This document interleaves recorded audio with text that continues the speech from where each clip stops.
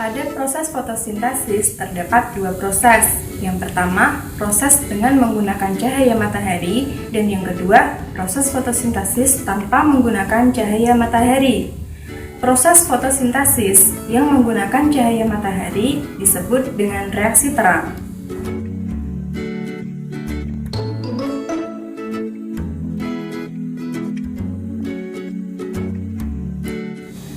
Assalamualaikum warahmatullahi wabarakatuh.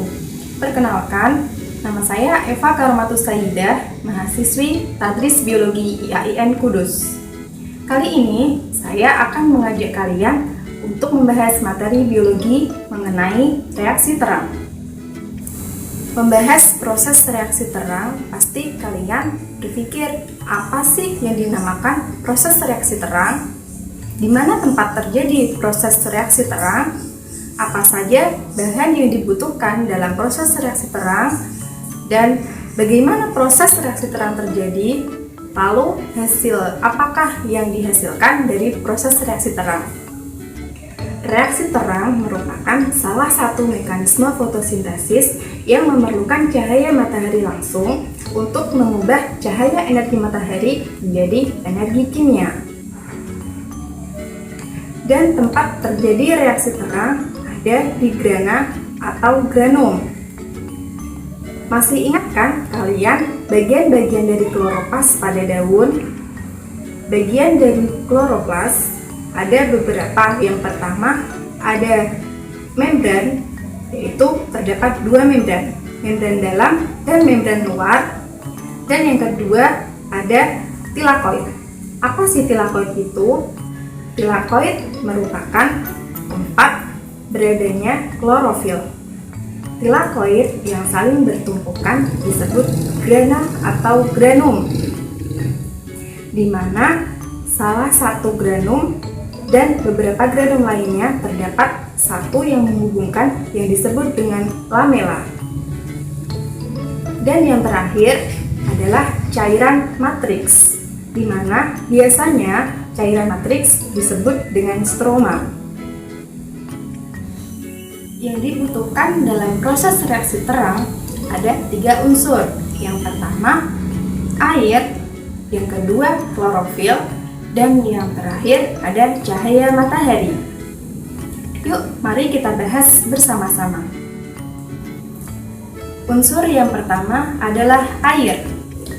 Tahukah kalian, air sangat penting dalam proses reaksi terang karena nantinya air akan digunakan pada saat proses fotolisis air atau pemecahan air menjadi tiga unsur. Yang kedua adalah klorofil. Klorofil yang mengumpul akan membentuk sebuah fotosistem. Apa sih fotosistem itu?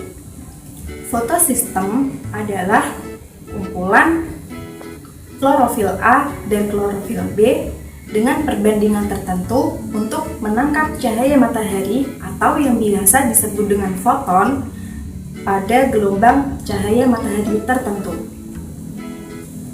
Fotosistem terbagi menjadi dua.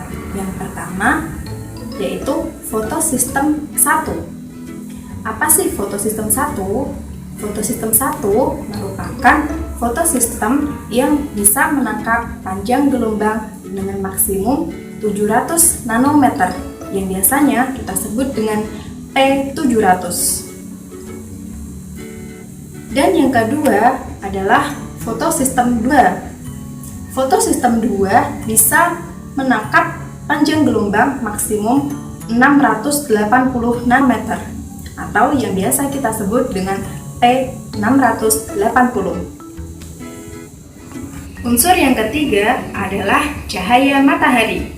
Cahaya matahari sangat penting pada reaksi terang. Nah, pada sinar matahari terdapat sinar-sinar yang tidak semuanya digunakan pada reaksi terang. Apa sih sinar yang hanya digunakan pada reaksi terang? Yaitu sinar merah dan sinar biru.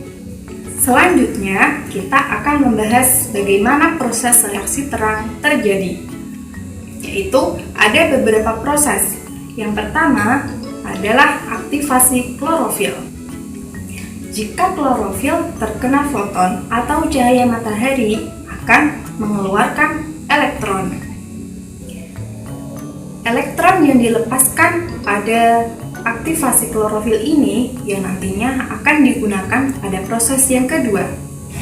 Proses yang kedua adalah fotolisis air atau biasa disebut dengan pemecahan air menjadi 3 unsur. Yang pertama ada oksigen, yang kedua ada ion H+, dan yang ketiga ada elektron. Unsur oksigen atau O2 nantinya akan digunakan makhluk hidup lain untuk bernafas. Proses yang ketiga adalah sistem transport elektron.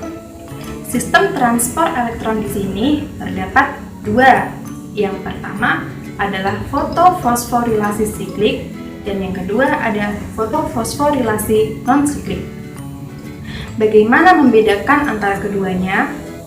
Nah, kali ini untuk membedakannya terdapat 2 faktor. Yang pertama yang dibutuhkan dalam proses fotofosforilasi siklik dan non-siklik dan yang dihasilkan dari fotofosforilasi siklik dan non-siklik.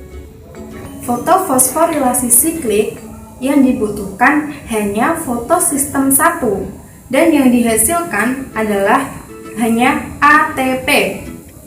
Nah, untuk fotofosforilasi non-siklik yang dibutuhkan adalah fotosistem 1 dan fotosistem 2. Untuk yang dihasilkan adalah ATP, NADPH, dan O2 atau oksigen.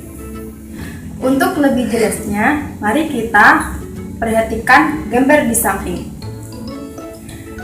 Gambar di sini merupakan gambar reaksi siklik atau disebut dengan fotofosforilasi siklik. Siklik artinya berputar. Pada proses fotofosforilasi siklik yang dibutuhkan adalah fotosistem 1. Nah, ketika fotosistem 1 terkena foton atau cahaya matahari mengenai fotosistem 1, maka terjadilah eksitasi elektron. Eksitasi elektron yang menghasilkan elektron naik dan ditangkap oleh akseptor primer yang kemudian akan ditransfer lagi ke protein-protein. Nah, dalam protein ini nantinya akan diterima oleh protein kompleks sitokrom. Kemudian protein kompleks sitokrom akan mentransfer elektron tadi ke dalam protein plastosianin. Kemudian dari plastosianin akan dikembalikan lagi ke fotosistem pertama. Jadi berulang terus. Nah, ketika transport elektron akan menghasilkan energi, di mana energi tersebut akan digunakan untuk pembentukan ATP. Selanjutnya adalah proses fotofosforilasi non-siklik. Nah, pada fotofosforilasi non-siklik ini yang dibutuhkan adalah fotosistem 1 dan fotosistem 2. Proses pertama yaitu cahaya matahari atau foton mengenai fotosistem kedua yang akan menghasilkan tereksitasinya elektron.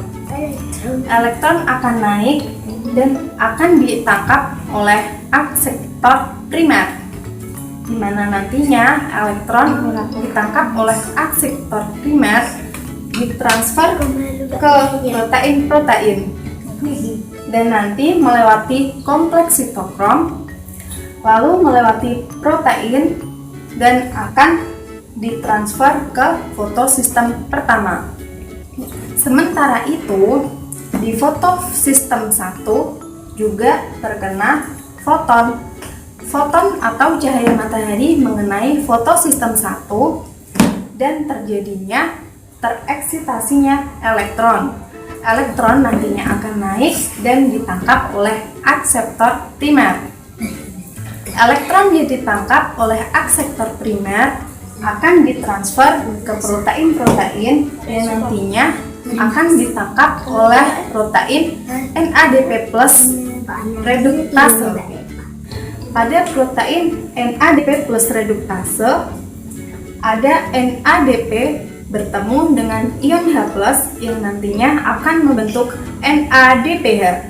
Nah, sementara itu, balik lagi di fotosistem 2, tadi kan elektron sudah tereksitasi dan ditangkap oleh akseptor primer, dan terjadilah fotosistem 2 tidak stabil. Nah, untuk menyetabilkan fotosistem 2 harus ada elektron. Tapi bagaimana mendapatkan elektron lagi? Nah, fotosistem 2 mengambil air untuk membentuk elektron.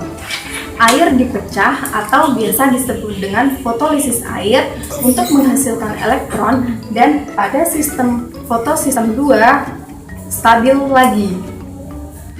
Untuk hasil proses reaksi terang adalah ATP, NADPH, dan oksigen.